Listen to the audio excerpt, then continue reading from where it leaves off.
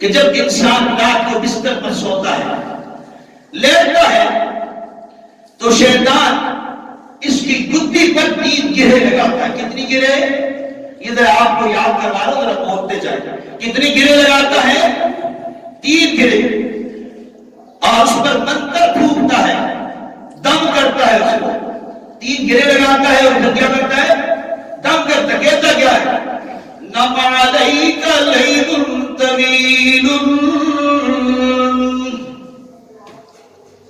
نم علیک لیل طویل، سو جا، رات بڑی لمبی ہے۔ 3 گرے لگا کر منتر کرتا کر دم کر کے شیطان چلا جاتا ہے، اور یہ بندہ غفلت کی نیند سو جاتا ہے۔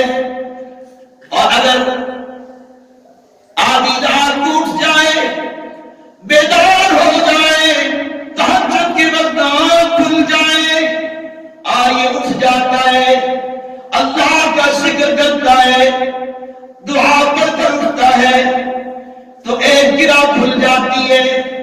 اور جب یہ وضو بناتا ہے، دوسری گرہ کھل جاتی ہے، اور جب یہ نماز کے لیے کھڑا ہوتا ہے تو تیسری گرہ بھی کھل جاتی ہے۔ اور جو غفلت کی نیند سو جائے، نم علیک لیل طویل، مسجد کا پڑوسی کیوں نہیں، قریب اذان ہو گئی، مزے سے سو رہا ہے، اذان ہو جاتی ہے، شیطان کی گرفت میں اتنا مضبوط ہو جاتا ہے، غفلت کی چادر اوڑھ کر سو جاتا ہے، اسے پتہ نہیں قریب اللہ کا گھر ہے، مجھے کائنات کے رب نے بلایا ہے، مجھے کائنات کے رب نے بلایا ہے کہ اللہ اکبر، اللہ اکبر، تے اللہ اکبر، اللہ اکبر، اللہ ساری کائنات سے بڑا ہے، تیری نیند سے بھی۔ الصلاۃ خیر من النوم، فجر کا منادی اذان دیتے ہوئے اعلان کرتا ہے، دنیا والوں، الصلاۃ خیر من النوم، نماز نیند سے بہتر ہے، آجا نماز کی طرف، آجا کامیابی کی طرف، آجا فلاح کی طرف، تو غفلت کی چادر اوڑھ کر سو رہا ہے، تجھے تو تیرے رب نے بلایا ہے۔ ہاں ہاں، دور کی بات تو دور ہے، مسجد کا پڑوسی ہے، مسجد کی دیوار کے ساتھ دیوار لگی ہوئی ہے، ادھر اذان بھی ہوئی، مسجد تیرا انتظار کر رہی ہے، اور پڑوس والوں، مسجد تمہارا انتظار کرتی ہے، جب تم مسجد کی طرف نہیں آتے ہو، مسجد تمہارے لیے بددعا کرتی ہے۔ جب تم اذان بھی سنتا ہے، مسجد کا پڑوسی بھی ہے، مسجد کا محلے دار بھی ہے، اور اذان سننے کے بعد تو نماز کی طرف نہیں آتا، مسجد بددعا کرتی ہے، اور کائنات کے ربا، جس طرح اس نے مجھے غیر آباد کر دیا، تجھے عزت کا واسطہ اس کے گھر کو برباد کر دے، اس کے گھر کو غیر آباد کر دے، اور پھر ساری زندگی دنیا کے چکروں میں پڑا رہتا ہے۔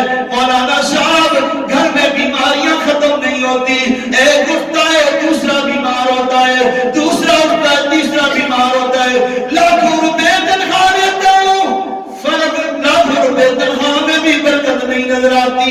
مولانا صاحب تعویذ دے دو، ارے میرے بھائی، تجھے تو سب سے بڑا تعویذ، تجھے تو سب سے بڑا عمل رحمت للعالمین صلی اللہ علیہ وسلم دے کر گئے تھے، اور تجھے پتا نہیں خانہ خدا کا تجھ پر کتنا بڑا حق ہے۔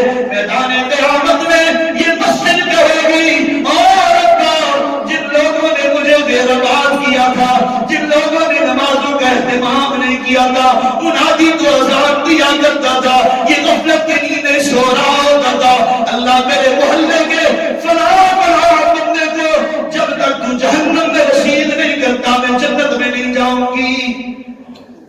اور ہاں، مسجد نبوی سے جب قیامت میں کہا جائے گا، بیت اللہ سے کہا جائے گا جنت میں چلے جاؤ، تو اس بیت اللہ کہے گا، مسجد نبوی کہے گی، اللہ ہم جنت میں چلی جائیں، کائنات میں جو ہماری بیٹیاں جب تک یہ جنت میں نہیں جائیں گی، ہم بھی جنت میں نہیں جائیں گے۔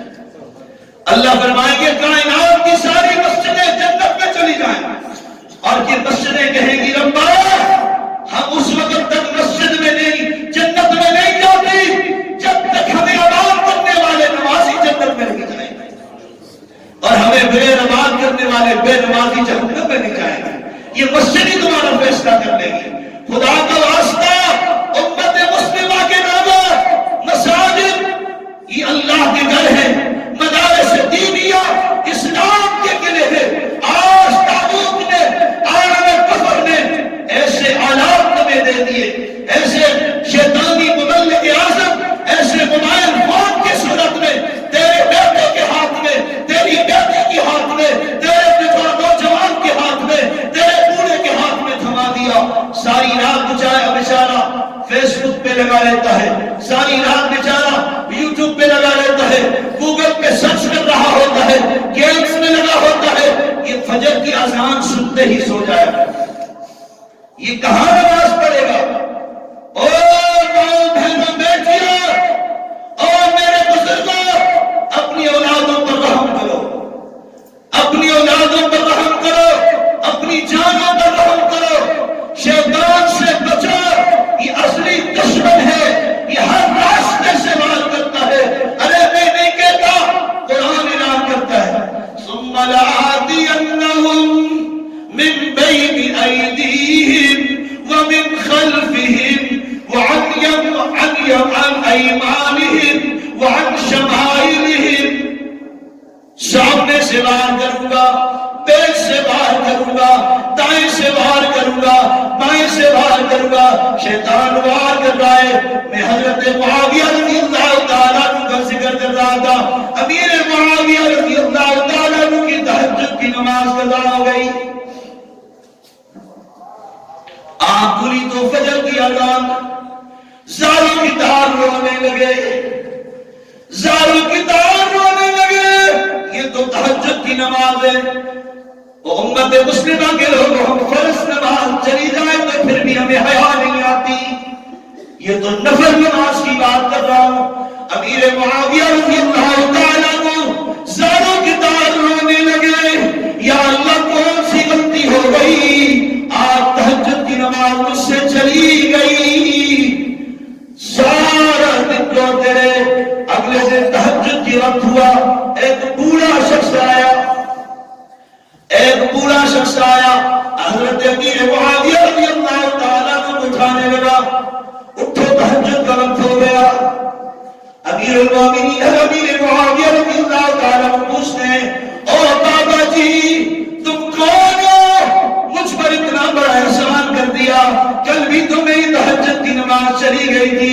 اس نے کہا بس باتیں نہ کرو اٹھ کر نماز پڑھو میرا تعارف کیوں پوچھتے ہو.